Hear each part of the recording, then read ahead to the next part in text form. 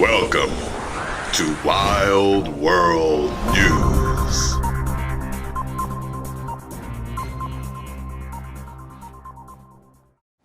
Well, you know something, brother? Let's check this out. Hulk crushed me with those comments. And, I want to see what he has to say. Because, man, that's just crazy. Arguably, and in most people's countdown period, greatest wrestler of all time is Hulk Hogan, and it's just, what the fuck? So I want to see what he has to say. It says, Hulk Hogan, emotional Good Morning America interview. Please forgive me. People get better. Let's see. This is something that happens. Anytime somebody make a racist statement, they come on TV and they start crying. And it's like, do they mean it? Do you really mean it? I don't know. Hogan that you really don't see, emotional and apologetic in the face of a scandal that has many questioning whether he's a racist. The wrestling star heard in recently leaked audio using the N-word during portions of a secretly recorded sex tape from 2007. It's at the center of his legal battle with the website Gawker, a tape Hogan says he has never watched. To maintain his legacy. Can we stop for a second? Terry Bollea, the man behind the once indestructible Hulkster, letting his guard down. Out of everything that I've been through, this one hit me probably the hardest. Wiped from the WWE Hall of Fame last month after portions of his conversation during a secretly recorded private encounter were leaked by the National Enquirer. On it, Bollea caught using racial slurs. I was at the lowest point of my life, to the point where I wanted to kill myself. You were suicidal. Yes, I was. And I was very mad at my daughter for really no reason. I was upset over a situation that happened between her and her boyfriend, and I had no idea I was being taped. On the tape, he refers to his daughter's That's why it all came out. Using the N-word. True feelings came out. Are you a racist? No, I'm not. I'm not a racist. I never should have said what I said. It was wrong. I'm embarrassed by it. But a lot of people need to realize that you inherit things from your environment. And where I grew up was South Tampa, and it was a really rough neighborhood, very low income. And all my friends, we greeted each other saying that word. The word was just thrown around like it was nothing. You said N-I-G-G-E-R. That's different than nigga, man. I would say that is very fair. The atmosphere, the environment I grew up in, all my white friends, all my black friends, to hear the word on a daily basis when they greet me in the morning. You know the difference. Good morning. Come on, man, stop. I think that was part of the culture and the environment I grew up in. For fans who feel let down by you, do you ask their forgiveness? Oh my gosh, please forgive me. Please forgive me. I'm a nice guy. It's not, not the Hulk Hogan that rips his shirt off and bang, bang, bang, slams giants. I'm Terry Bollea. I'm just a normal man. But the WWE, not taking the risk, fired him. Everything I've done, my whole career, my whole life, was like it never happened. Your image, your likeness, your name erased. Yeah, like I never existed. That had to hurt. Oh my gosh, it was devastating. Many industry bigwigs now coming to his defense, and his daughter, Brooke. Your daughter posted a beautiful poem on Facebook. The Rock? If you knew the dad And George I Foreman knew, came to his defense? You know he raised me well. He taught me folks are so much Is that more what than happened? shades. They say he called The Rock ass-kissing Sambo. Yeah, and if anybody should have disowned me, it should have been her.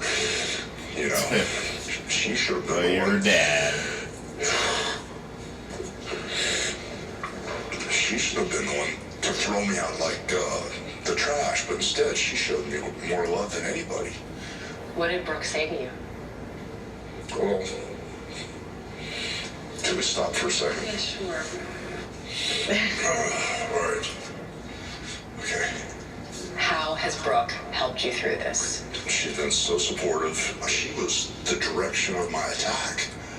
I was not so mad at her boyfriend. I was mad at her. And she instantly said, I don't even need to forgive you because I'm not mad at you.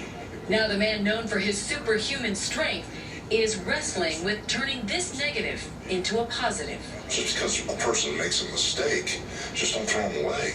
You don't throw good people away. If everybody at their lowest point was judged on one thing they said, and all of a sudden your whole career was wiped out today because of something you said 10 or 20 years ago, it'd be a sad world. People get better every day. People get better. Hogan told me the day he... Look, I don't know, you know.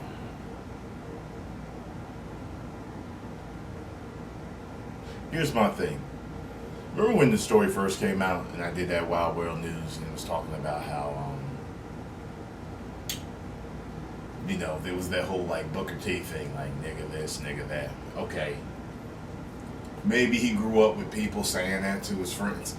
But we all know the difference between nigga and nigger. We all know. So I'm like, come on, man, don't play that way. Okay? I would have been happier if he had just said I was at a low point in my life. All my negativity came out at that point. I don't really feel that way, but I was saying harsh words that were descriptive of my anger. And I apologize and I'm sorry. Please forgive me. I'll just like that. But don't say we can. No, because old school folks, black men, white men, they would say, when they was saying nigga back then, they were saying it like just like Richard Pryor did, nigga. Nigga this, nigga that. It was nigga. It wasn't nigger. There's a difference. Whether that difference is right or wrong, I'm talking about a specific point here. And I'd have been happier with that if he had said that. Now, can people change? Of course. Some people come up in a racist household, a racist environment, and they totally change it. Like, you know what? That was the young me. I've grown. I've been around black people. I work with black people. Black people are my friends. I no longer think like that. But in a moment of anger, the old shit came out. Sometimes that stuff happens. You know? And I can say as a fan, I can forgive him if he's really changed. But I ain't gonna never forget that. You know, there's always that, you know, but that's what it is, being a public figure. Shit.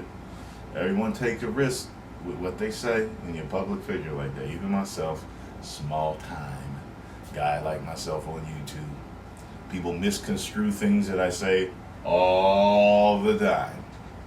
And you really can't worry about it. I don't slip up and say shit like this. You know what I mean? A little bit extra there, you know? So, I mean, post your comments down below. Let me know. Do y'all forgive him? Do you not forgive him? Do you think he's really changed since he was caught saying that so many years ago? Was it 8 years ago or whatever? Do you think he's changed? Do you think he could have changed? Let me know. All right? 1 million subscribers. Whoa.